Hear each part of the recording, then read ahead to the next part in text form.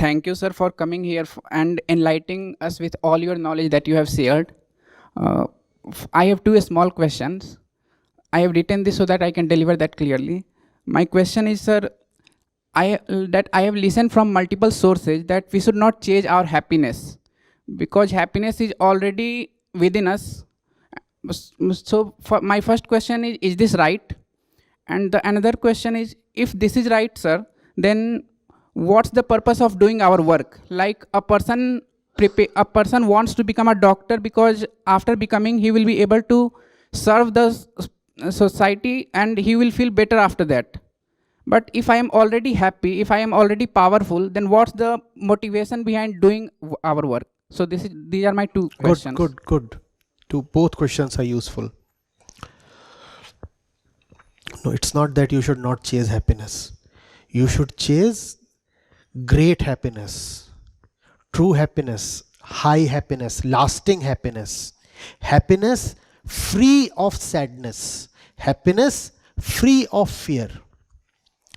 And this will tell you that usually the happiness that we chase is not high, is not lasting, comes with fear and comes with sadness. Does it not? Does it not? And that's the problem with the normal kind of happiness. So the knowers have said, happiness is not the goal of life. Absolute happiness is the goal of life. They were such super hedonists, you could say. We talk of ambition. Think of the ambition of the sages and the great philosophers. They did not even say that you should go for ordinary accomplishment or ordinary happiness. They said absolute happiness. Happiness without a second. Happiness without an end.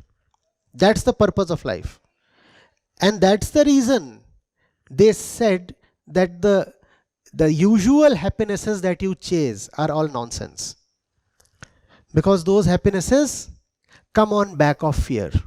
Those happinesses are just shadows of sadness. Those happinesses won't last. Those happinesses would leave long periods of wanting and longing and shallowness in their wake. So it's a very misplaced notion that wisdom or spirituality are about dropping happiness or not chasing happiness. No. Have you heard of the word Satchidanand? Satchit Anand. Getting it? Truth, consciousness, joy. And if the first two are there, then the third one is the proof. Your joy is the proof that you are living in truth, that you are living consciously. How can then wisdom be against happiness? Do you see the nature of the sages? They were such greatly ambitious people, they wanted total happiness. We picture them as serious, grave, almost gloomy old foggies, no? If I ask you, can you visualize a rishi? How do you visualize him? Serious.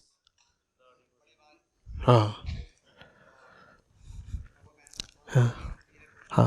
if you are not told that he is a sage, you will say, oh, he is some homeless destitute. Poor fellow. My sympathies are with him. Right? It's just because we are culturally conditioned to look at the image of the rishi as something respectable. Therefore, we don't say all these things. There is a great problem in the way we have thought of the sages. The sages were very, very joyful people. Very joyful people. And that's probably the reason they chose to live in the jungle. Because our cities and villages are joyless.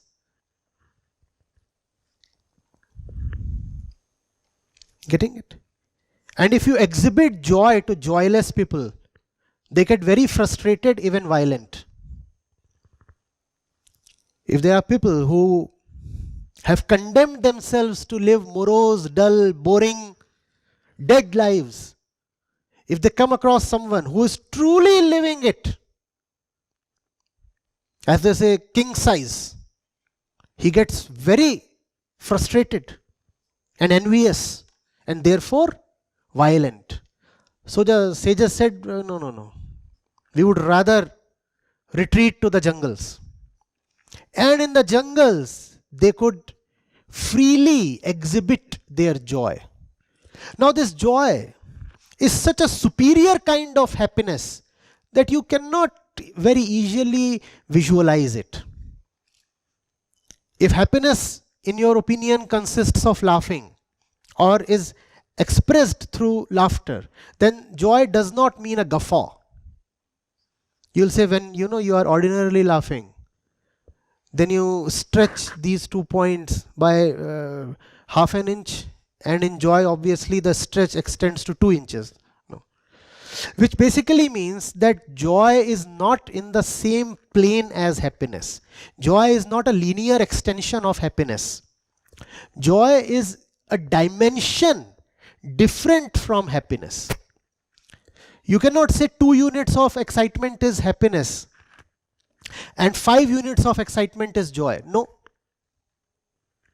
Happiness, if it lies on the x-axis, joy lies on the y-axis. It's a separate dimension. Right? So the purpose of life is total happiness. Total happiness.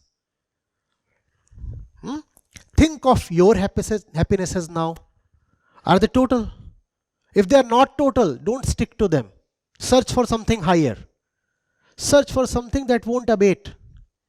Search for something that is not dependent on others or conditions.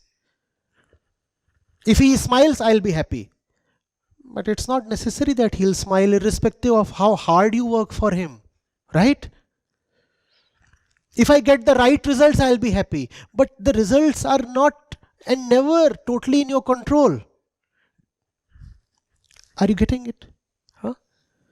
So the more you start seeing that our happinesses are all conditional, finite, infested with sadness, infested with suspicion, the more you become capable of joy. It's just that in the beginning it might be a little frustrating, even depressing, because we are conditioned to happiness, and when that normal happiness is taken away, there is frustration. You'll have to pass through that period of frustration. That's the answer to your first part. The second part, he said, but if you are already happy, why would you work? You would work because you are happy. Now that's again beyond your conception, because so far probably you have worked only because you wanted something, correct? Which means your incompletion makes you work, correct? I don't have something, so I work to attain that thing, right? So my feeling of incompleteness becomes my engine, my driver, my fuel, right? So it becomes very difficult for us to imagine how is it possible to work even if fully satisfied. Yes, now a superior quality of work happens. When you do not work to gain satisfaction, when you work because you already have satisfaction, then the quality of work is something worth watching. It is that quality of work that is called Nishkam Karma as well. That is the only thing worth doing. Not working to attain something. Working because I have something.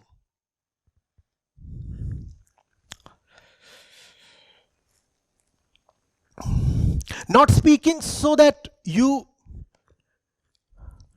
will applaud for me.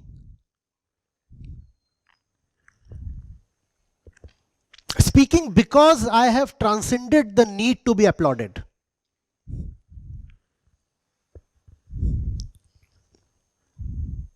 Do you understand this? Dancing not because somebody would make a reel or a short and gain me. It's very difficult to find somebody dancing without a camera on, right? If you can dance, and particularly if you can dance well, what do you immediately do? You record it. You record it even if you dance very badly, actually. But can there be a dance where there is no cognition, no remembrance of the camera? You're dancing because you just, and somebody asks, but why are you dancing? And he says, stupid. He thinks there must always be a why. There is no why. I'm just this is who I am. Felt like dancing, so danced. But what do you get out of dancing? I'm not that kind of a beggar. What do you think? I'm dancing in the town square to collect alms? No.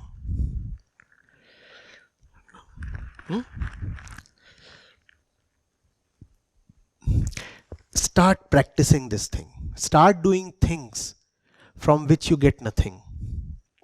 And slowly you will develop some taste.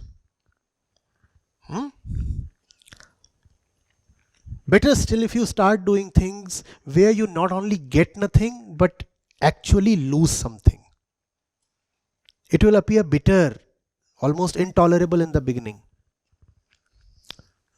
Slowly you will start saying, but there is a strange kind of pleasure in this.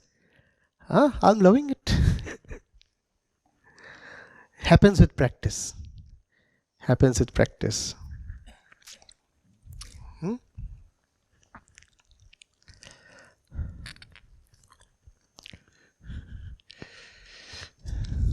Yes.